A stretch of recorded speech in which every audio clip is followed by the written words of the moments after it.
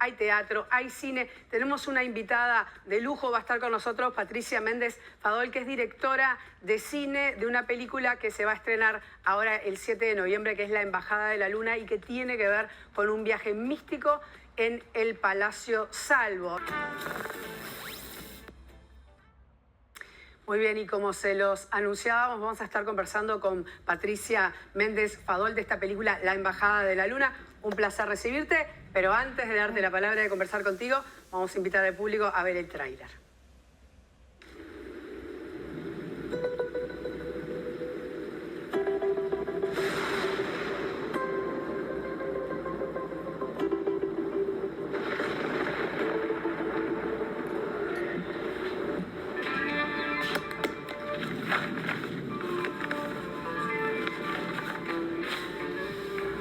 Todo el edificio es un gran arcano, es un misterio que hay que irlo develando. Nel mezzo del cammino di nostra vita mi ritrovai per una selva oscura che la diritta via era smarrita. Ah, questo a dir qual era e cosa dura. Questa selva selvaggia e aspra e forte. El tren pasará. El diablo también. Dios, defiéndeme de mis enemigos y dame paz y amor, paz y amor, paz y amor. Soy viejo. Quiero más juventud. Daba el acceso a lo que es toda la estructura del infierno, del purgatorio, con sus 3 escalones y sus 3 colores y el paraíso.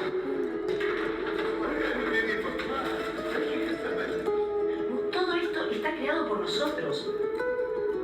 El número 8 es el número a través del cual las energías pueden circular libremente y se potencian. Tengo que terminar de colocar estos espejos. Quiero crear un efecto laberíntico. Este corazoncito. Siempre estaremos unidos con amor. Si te vas al Barolo es otra cosa. Hay luz por donde miras. Es distinto, es diferente. Pero para llegar ahí hay que pasar por acá. Porque todo es consecuencia real. Vos podés percibir el infinito. Como también dentro de la simbología del edificio se dice que el faro es Dios. Es un amor eterno. Hacer composición entre todas las partes, que es la forma más rica de tomar todas las partes de todo lo que hay y componer, que unas que maten a otra. Conectate con esa luz. Y ahí, en ese lugar, con esa luz que es tu alma, vas a recordar qué viniste a hacer en esta vida.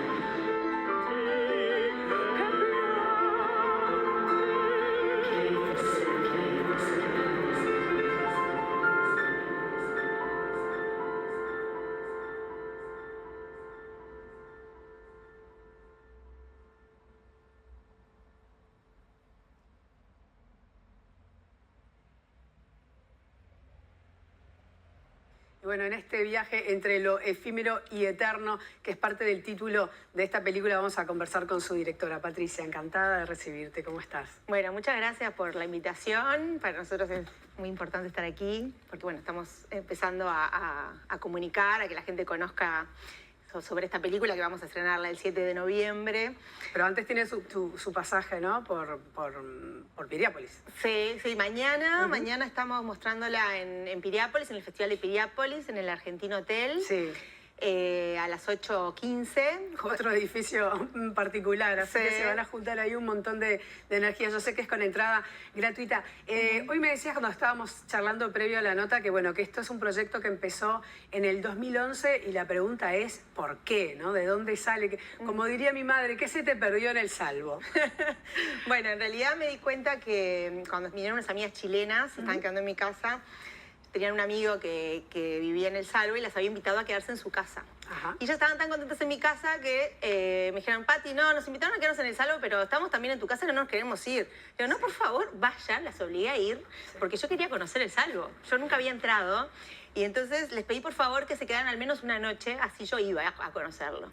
Entonces, bueno, fui por primera vez y ahí me di cuenta las ganas que tenía de conocer ese edificio.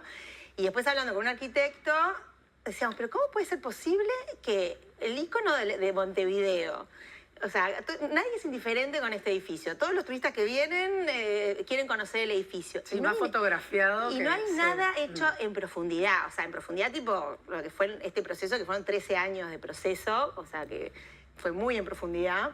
Entonces, bueno, van a salir muchas cosas a la luz del edificio que no se saben. Porque, bueno, nosotros entrevistamos además a un masón y un templario, porque bueno, el edificio tiene toda una beta esotérica que nunca se había abordado, o sea, que mucha gente lo sabe, pero nunca se había abordado en profundidad. Pero ¿cuál fue tu planteo, digamos, cuando dijiste, bueno, quiero hacer algo con esto, quiero hacer una película? ¿Cómo sabías que ibas a ir por ese lado? ¿O lo fuiste descubriendo en la investigación? Lo fui descubriendo. O sea, el primer proyecto se llamaba, para que tengas una idea, Historias del Salvo. O sea, era mucho más abierto, enfocado a la cultura. Me interesaba como conocer personas vinculadas a la cultura que habitaran el edificio. Pero a medida que me fui metiendo, empecé a ver que daba para mucho más. O sea, que no era solamente personas vinculadas a la cultura, que había muchas personas que se salían de eso y que tenían mucho para comunicar, para contar. Entonces, una de las personas del edificio me decían, lo que no está en el Salvo no existe.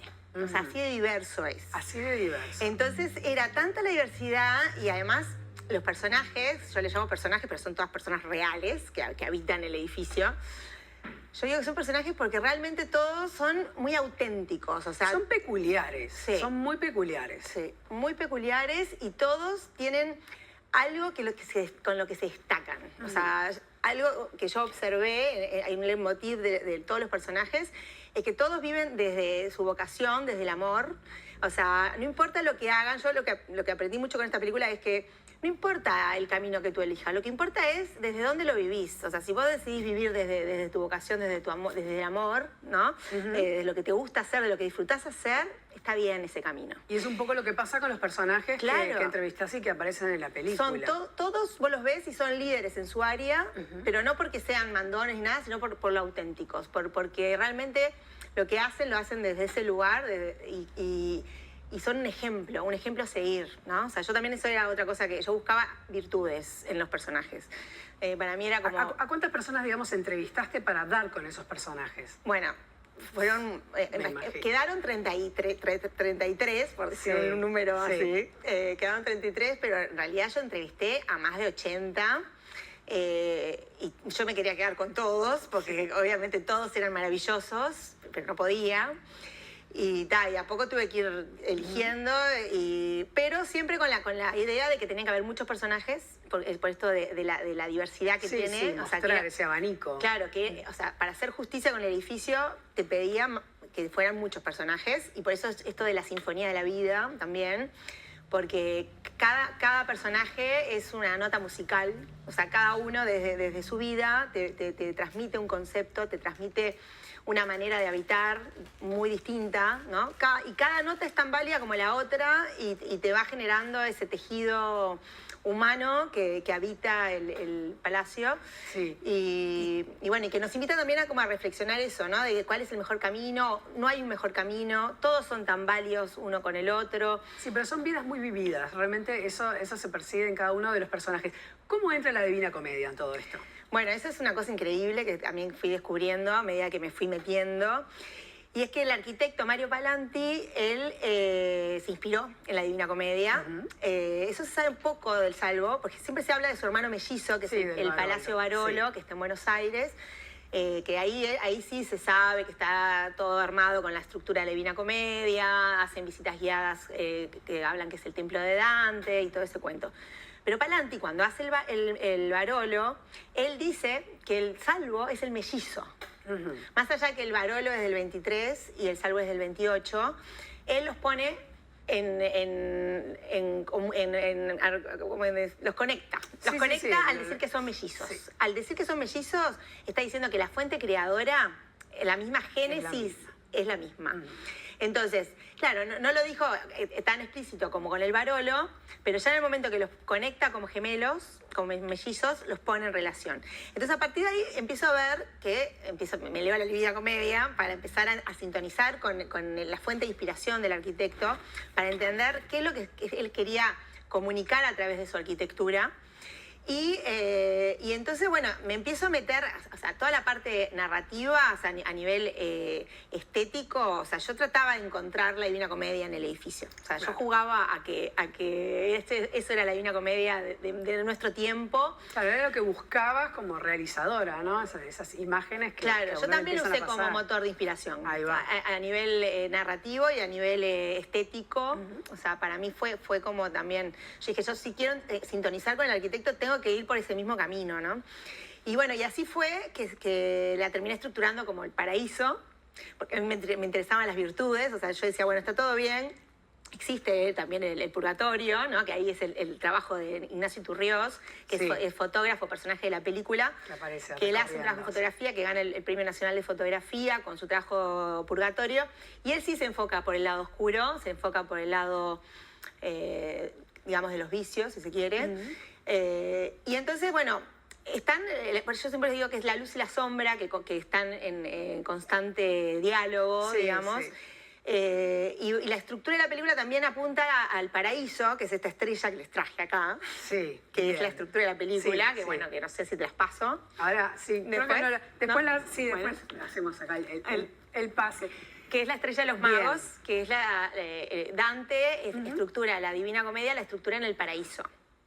El paraíso, perdón, está estructurado con los planetas Sí. que salen en esa estrella. Y yo, sin darme cuenta, no es que yo haya dicho voy a estructurar la película en el paraíso, sino que yo quería que sucediera todo en una semana, Sí. en una semana fractal, que le llamo. Sí. Investigando el origen de los días de la semana, es que llego a esa estrella, que es de dónde vienen el orden de los días de las semanas, ¿no? Y vienen de los planetas antiguos, que el lunes viene de Luna, martes viene de Marte, miércoles de Mercurio, Bien. jueves de Júpiter, y bueno, entonces por ahí fue más o menos armándose. Patricia, muchísimo más para hablar, pero creo que lo mejor es invitar a la gente a que se acerque, bueno, este viernes, ahí en el hotel, en el Argentino Hotel en Piriápolis, con entrada gratuita, y si no, a partir del 7 de noviembre en varias salas. Muchísimas gracias. Bueno, muchas gracias a ustedes. Te invito a ver una cartelera de recomendaciones generales, hay de todo para hacer en el fin de semana. Después de ir a Piriápolis, volvés y hay de todo para hacer. Buenísimo, gracias.